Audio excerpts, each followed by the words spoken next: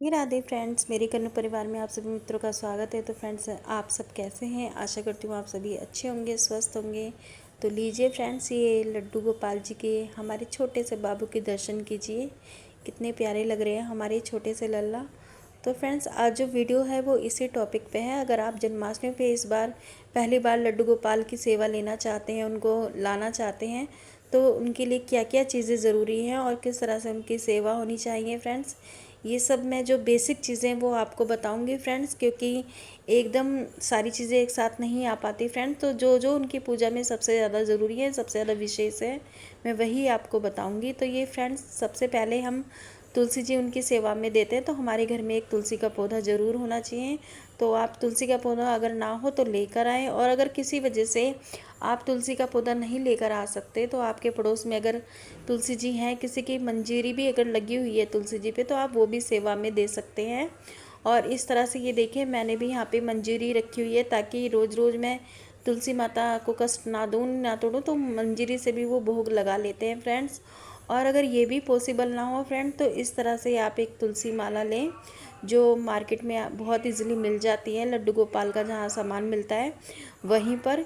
तो फ्रेंड्स, ये देखिए, इस तरह से हम उनके पास तुलसी माला भी रख सकते हैं, ताकि जब भी हम उन्हें भोग लगाएं तो वो भोग स्वीकार करें, क्योंकि बिना तुलसी के हमारे ठाकुर जी भोग स्वीकार नहीं करते हैं।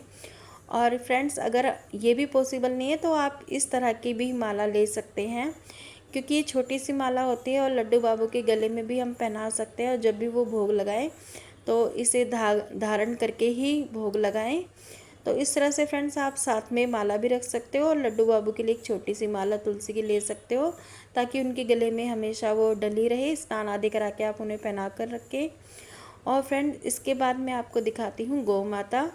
तो आप छोटी सी गौ माता ज़रूर लें। अगर आपका बजट नहीं है बड़ी गौ माता लेने के लिए तो कोई बात नहीं, लेकिन आप एक छोटी सी गौ माता ज़रूर रखें लड्डू बाबू के साथ।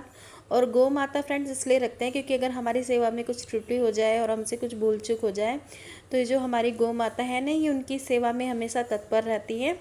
इसलिए गौ माता मंदिर में ज़रूर होनी चाहिए लड्डू बाबू के साथ। और लड्डू को बहुत ज़्यादा प्रिय भी है हमारी गौ माता लड्डू गोपाल को। तो इस तरह से फ्रेंड्स, मेरे पास ये जो गौ माता थी वो मैंने आपको दिखाई, जिसमें कान्हा जी बने हुए थे, दूध पी रहे थे गौ माता का, तो बड़े प्यारे से लग रहे थे। तो इसके बाद फ्रेंड्स, मैं आपको दिखाती हूँ वैजयंती माला।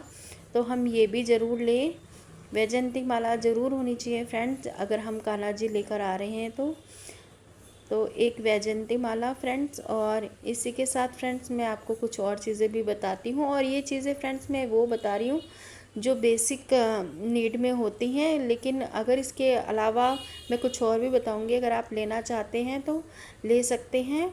और ये देखिए फ्रेंड्स, ये है चंदन।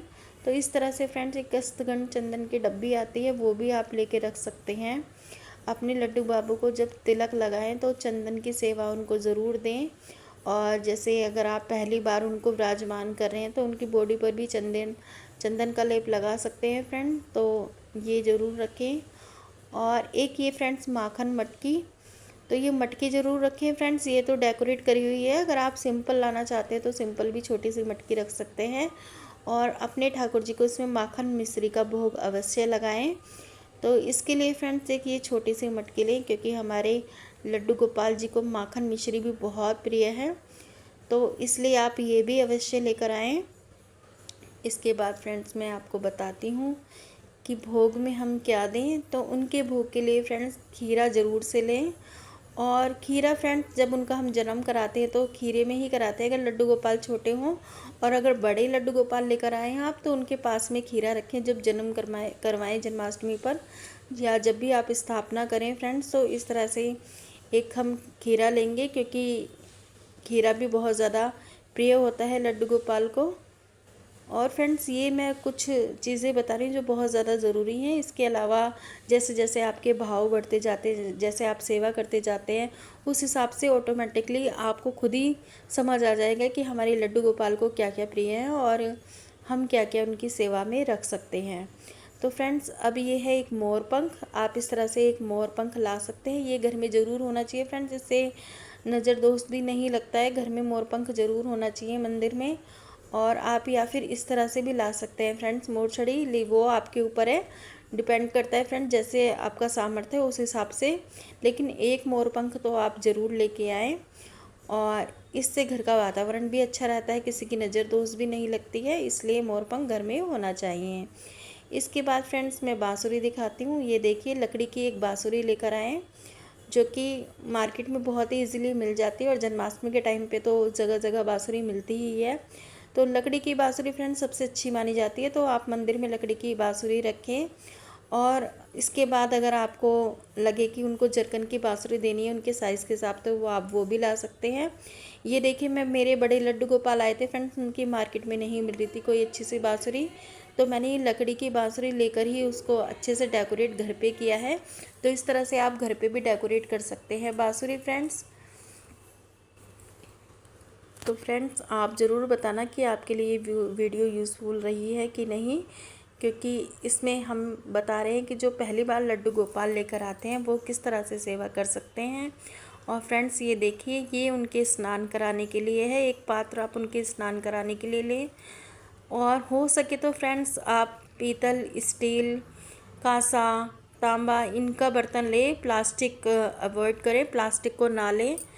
तो फ्रेंड इस तरह से आप अपने सामर्थ्य के हिसाब से एक उनके स्नान के लिए बर्तन ले सकते हैं, जिसमें आप उन्हें स्नान कराएं।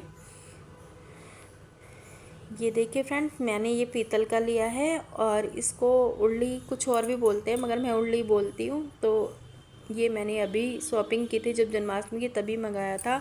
तो फ्रेंड्स एक साथ आप भी सब कुछ नहीं ले सकते, तो जो जो ज़रूरी चीज़ें हैं बस वही मैं बता रही हूँ। बाकी तो आप जब सेवा करोगे और भाव आएंगे तो आप खुद ही उनके लिए अलग अलग चीज़ें लेते रहोगे। तो फ्रेंड्स एक ये आसन है जिस पे हम स्नान करा के उनको विराजमान कराएंगे, तो एक ये आसन लेना चाहिए। बाकी आपके सामर्थ्य के हिसाब से अगर आप एक सिंहासन बैठने का ले सकते हैं, बेड ले सकते हैं, वो धीरे धीरे जैसे भी आप लेना चाहें ले सकते हैं, लेकिन एक आसन उनको जन्माष्टमी पे ज़रूर लेकर आए बिठाने के लिए जब आप लड्डू गोपाल लेकर आए तो। और साथ ही फ्रेंड्स उनका एक पीला वस्त्र भी ज़रूर लेकर आएँ, क्योंकि पीताम्बरी तो हमारे कान्हा जी को बहुत ज़्यादा प्रिय है।